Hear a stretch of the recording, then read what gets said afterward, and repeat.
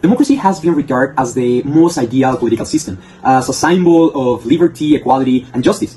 This ideal system, or minimum the way that they say, is will on rights, is will on participation, and also is will as the will of people, or for the people rights, for the people importance, and on focus on the people.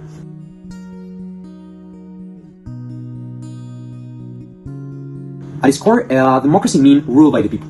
So Cristiano and Brown, two specialists, describe democracy as a system of collective making decisions, where all have the same state, or they have the same or equal political voice, the same importance, and no one is in subject of arbitrary power.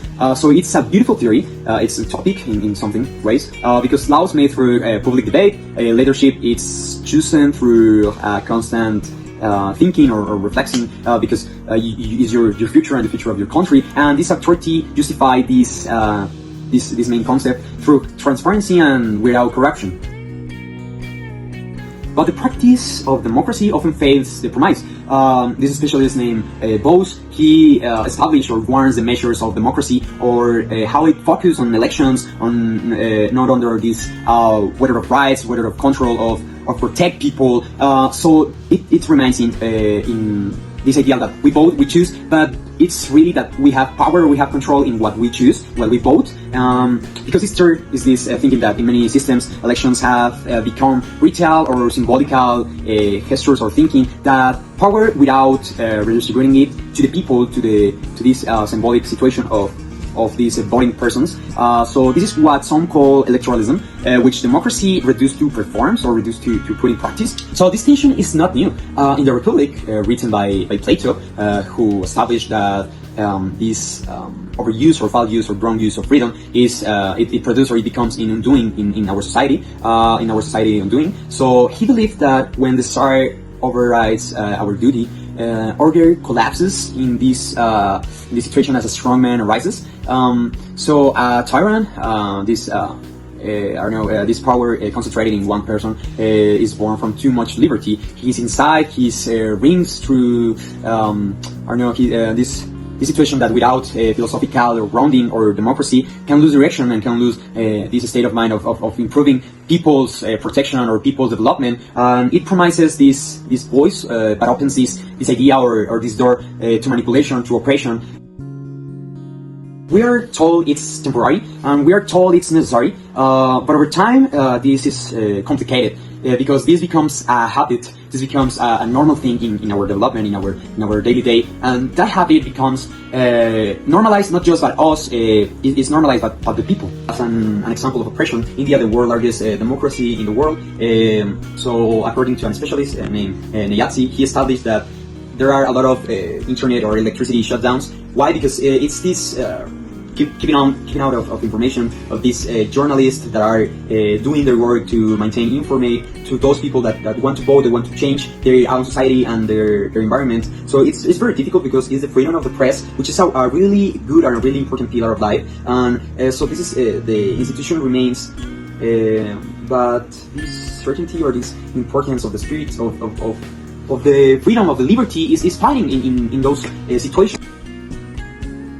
In Latin America, according to specialists, they reveal another pattern. This democratically chosen or choose of leaders undermining these foundations of democracy from the inside, these complications, these collapse systems, which maintain or produce this media censure, this judge which are replaced, this opposition which is criminalized, this all while elections continue, while people are voting without knowing why and who are the people that are in front of them. So this democratic structure remains bad, it's surviving, but freedom at least becomes a little bit selective, just the people that can maintain this freedom. So it's produced this control, this which remains in the turret situation until there's a change in power. But oppression isn't always loud. Sometimes it hides in the way we talk, in the way we are gonna make a conversation, in the way we develop our characteristics around society, in what we normalize this idea. So when systematic inequality, this oppression is embedded in law, in language, in these interactions of people in the daily life, this democracy becomes a stage of continuation to these abnormal parameters that we're not common involved in these situations. Without these critical tools, these critical thinking, and this information that is taken out of these societies around the world, around the largest democracy, citizens become like a passive mind, like a passive vote that it isn't important. So we confirm, we follow, and we forget how to I don't know, ask questions, how to do our work as citizens. And perhaps who really governs us? Who is the owner of this situation, of this democracy? So according to this specialist named Koch, democracy remains often in an idea of well-being, or behind this political or this policy law, there is a lie to our life, to our people. So where are they hiding us? What is this operation about, and why? So behind this law, there's a profit of a motive, of an objective. So I don't know, this collective freedom becomes like a secondary efficiency, or a secondary I don't know, a secondary thinking to people, that they become not the votes, the people that made the decisions. They become these specters. They become nothing. It's a present or lack of freedom, of liberty, of these human rights that we need, that the people that choose their leaders, or the people that are in front of them, there's an absence of this. It's very difficult, because there is improving or is increasing these questions about who is I don't know, our representative power, who is here, who is not, who holds this humanity, these situations, this society. And also there is a system, there is a framework in people that have power, people that don't have, and this situation that, okay, there isn't 100% of oppression, but there is oppression. There is oppression in this world. There is oppression in this, and not just the world, because that's different systems, different political systems. There is a oppression of democracy, which is, as we say, it's a system that theoretically there need to be this absence of oppression, or this absence of a bad use of power. So democracy promise is not like automatic, because we need to put it in development, in work. So because it requires, I don't know, respect, it requires the resistance, it requires a reform, a restructuration of this, and we must participate in these systems, because we live under it. Because this lack of all the things that I say, this demand for more decision making, for more elections, that you can participate, and you can be the leader of all the people that are around, that are surrounded of you.